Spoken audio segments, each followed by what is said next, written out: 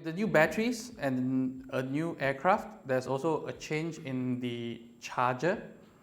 Now this is the BS65, this is the BS60. You can see, first of all, it's a slight reduction in size. It's narrower, but it's also slightly taller. They have about the same thickness as well. It's easier to move around now. It has 4 wheels on casters. Okay, let's put this down and take a look inside. So inside the BS60 charger, a few changes, and I find very important changes would be, first of all, there's no longer the plastic cover to prevent the box from closing in, or that small transparent plastic cover that used to cover the AC port to prevent this cover from closing in. But with that, you actually save your headaches on having breakages, which quite a number of customers have had the plastic cover broken already. The batteries are now placed this way, so they used to be placed somewhat vertically. Now it's horizontally, right, rotated. The remote control charger, which used to be in the M300's case, is no longer there. It's built into the battery station.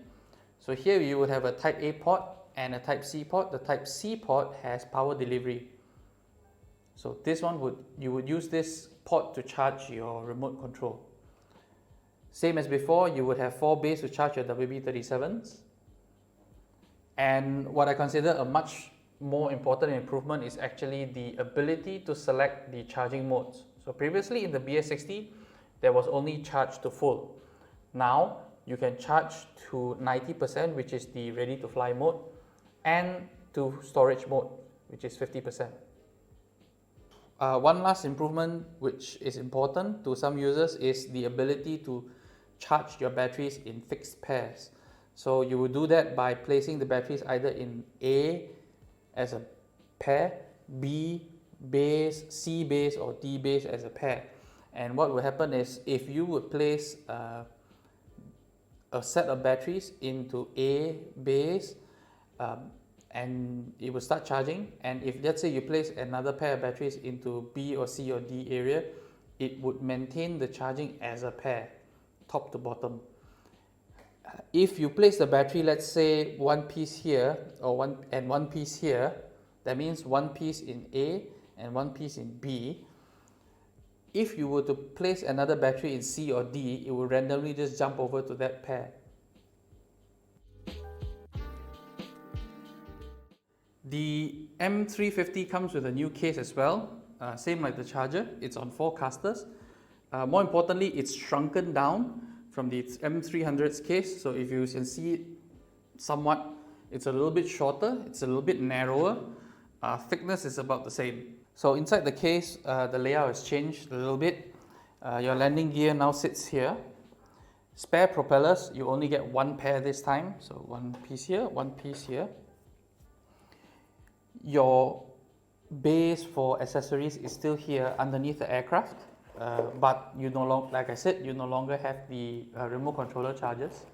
User manual is still here. The aircraft still sits in this area. You still have pockets for the WB37s, but you no longer have a space for flight batteries in here. Payloads now go here into these small pockets. We will have a snippet of images just to suggest how the payloads can sit in the base. And you have space for 2 remote controls here.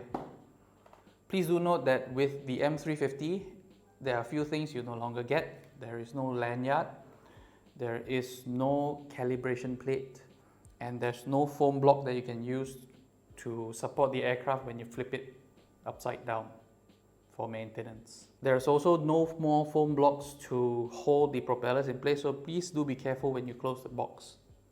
We haven't completed all the testing on this aircraft yet, as there's a very large combination of payloads possible on this aircraft. That includes third-party payloads as well. But all our testing so far indicates that its marginal improvements have made it a better aircraft. We will report if we do discover any issues further on. The most common one now would be the updates for the M300 RTK, where several customers have already made the mistake of uploading the wrong firmware and having the system not able to communicate with the remote. We have made a video on that. Basically, there are two versions of firmware. One which will allow the M300 to talk to the RC Plus, another one just for the old smart remote. Do note as well that you would need to update firmwares for all your third-party payloads as well for them to have full compatibility with the M350. I hope you find this video informative. Since this is just a facelift, the improvements are marginal, the changes are very small, so there's not that much to report. But I do hope it does help you make better decisions. There is a compatibility chart that you can find on the M350 or the M300 downloads page. That will help you work out what you would need to change when you have the new aircraft. So if you do acquire the M350, you can continue using your existing TB60 batteries and the BS60. But make sure that you have both of the same kind of batteries in the two slots. So if you have a TB60 on one side, make sure it's a TB60 on the other. And the same with the TB65. If it's one on the left, that should be a TB65 on the right as well. So if you have any questions or inquiries, you can drop a comment below or email us. And as always, thank you and fly safe.